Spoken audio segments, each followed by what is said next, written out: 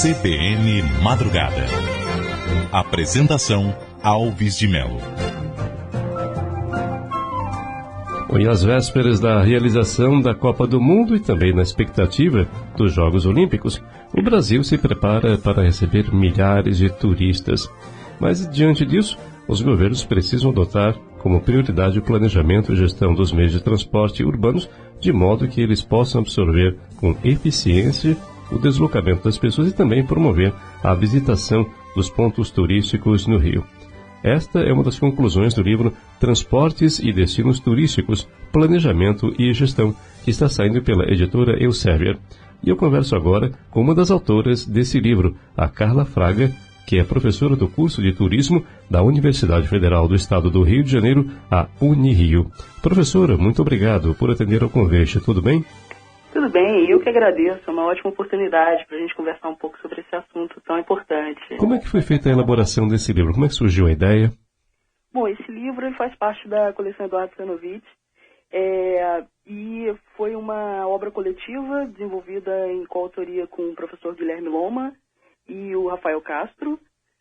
Também a gente tem alguns convidados, na verdade são 9 convidados, brasileiros e estrangeiros, então o que traz uma grande riqueza para o livro, porque a gente tem casos nacionais e internacionais sendo tratados. O livro está estruturado em 8 capítulos e a gente fez questão de trabalhar a perspectiva do planejamento e gestão, né, porque é um grande desafio no momento.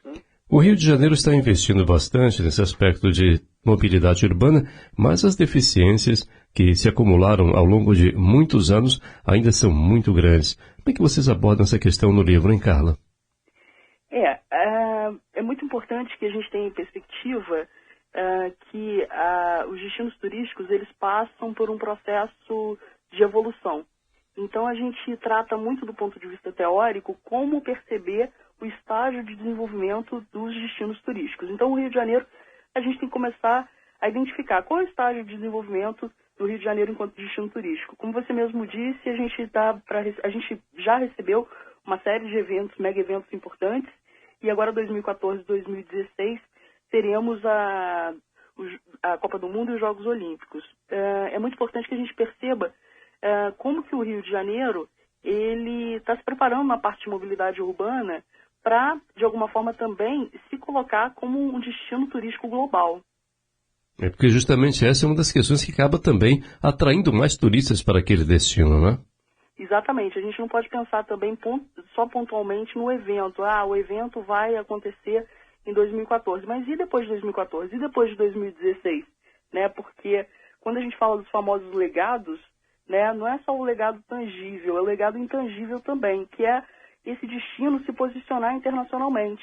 A gente tem, né, um novo posicionamento de marca desse destino sendo conhecido e reconhecido mais no mundo inteiro. Então, com certeza vai atrair um fluxo turístico diferenciado, não só para a realização dos eventos, mas também posterior a isso. Nesse sentido, uma das coisas que a gente aborda no livro, que é muito interessante, é que o planejamento de transportes e destinos turísticos tem que ser a longo prazo e tem que ser participativo. Tem que todos os setores da sociedade, atores, organizações público-privadas, têm que participar dessa conversa, dessa discussão. E como você bem lembrou, uma questão que se deve abordar diante também do que vai acontecer depois desses grandes eventos. Porque a gente percebe hoje em cidades como Rio de Janeiro, São Paulo, outras capitais também, uma dificuldade muito grande, especialmente no transporte de ônibus, que foi, chamamos assim, o modal preferido durante muitos anos, e, evidentemente, ônibus lotados, presos em congestionamentos. No caso do metrô também, metrô de São Paulo, é uma situação terrível. Eu conheço bem, já andei também no metrô em São Paulo, e sei como é que é difícil para a população em geral esse deslocamento. Quais seriam os caminhos, quais experiências que poderiam ser adotadas para tentar minimizar esse problema, já que você, como bem lembrou aí, abordou também, junto com os demais autores desse livro, experiências desenvolvidas em outros países. Tem alguma que serve para cá, evidentemente com as devidas adaptações? É muito perigoso a gente só importar as experiências. Isso, tem que ter adaptação, né? Se preocupar muito com o histórico do destino turístico, a questão dos transportes, como ela é tratada ao longo do tempo, as características morfológicas, né? O que eu quero dizer com isso?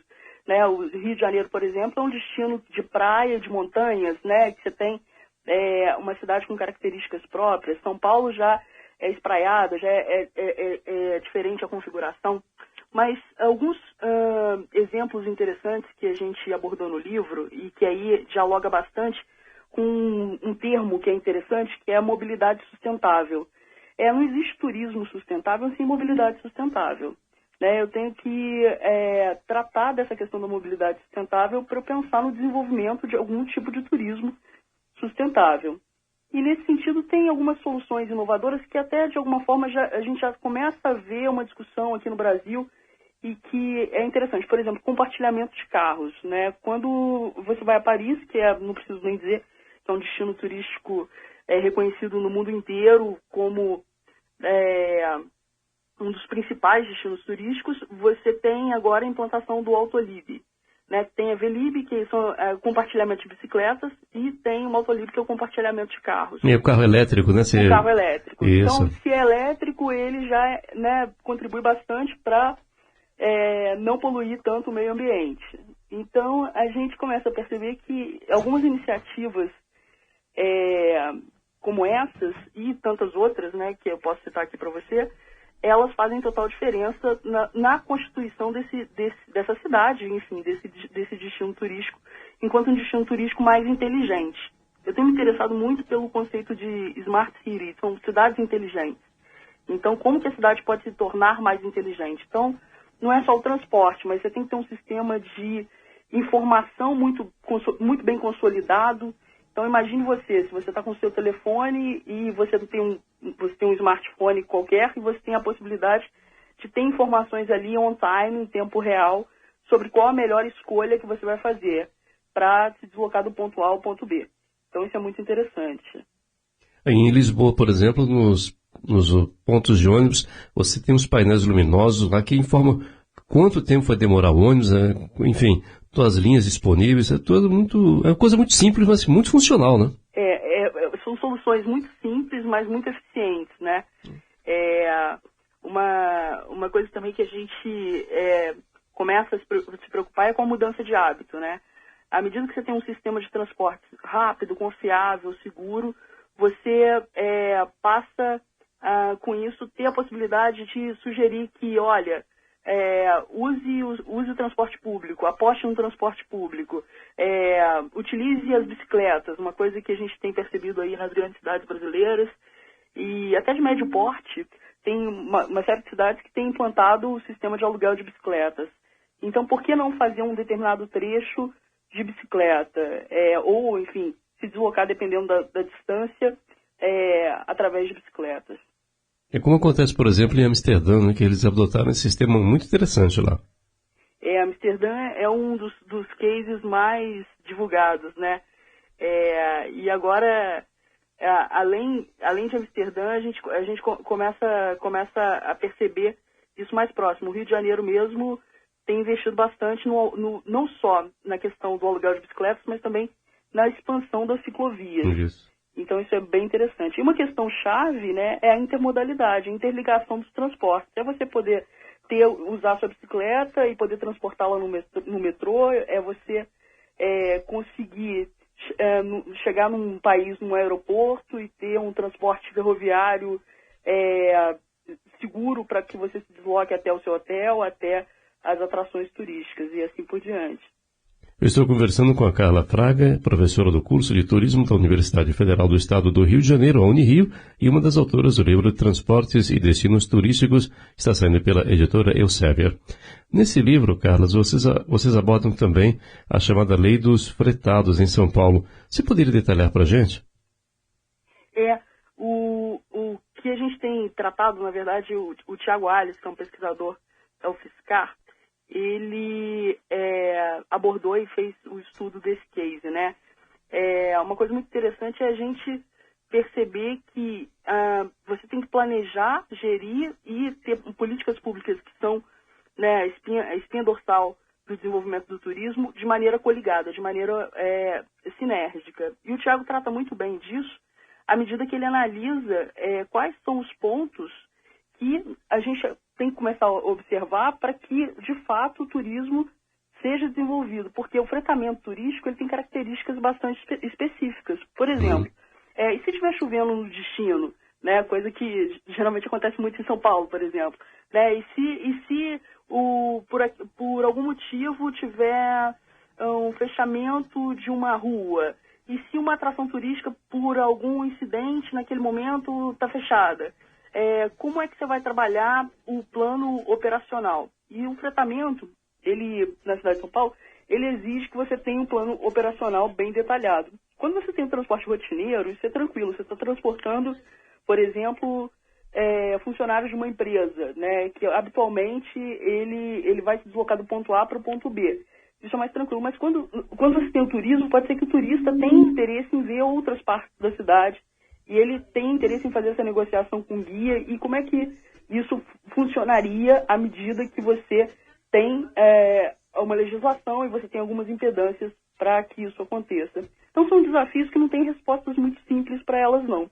O bacana desse livro é que a preocupação de todos os pesquisadores foi de construir, junto com o leitor, perguntas para que todos em conjunto pudessem, de uma maneira gostosa, fazer com que ter uma visão mais crítica sobre essas situações.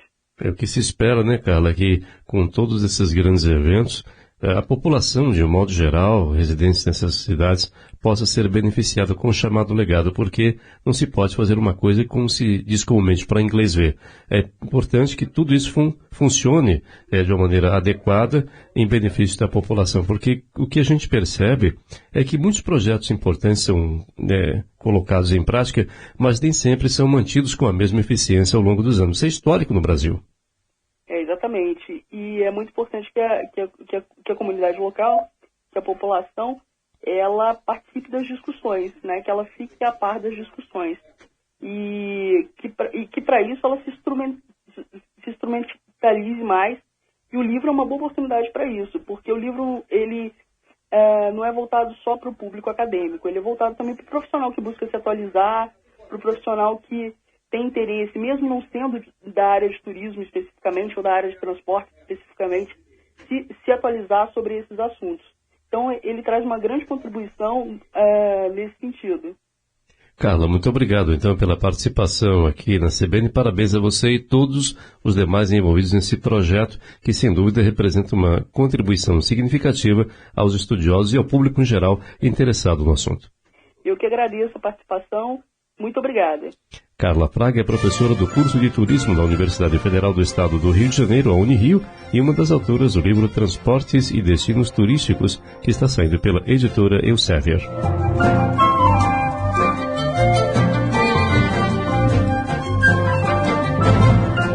CBN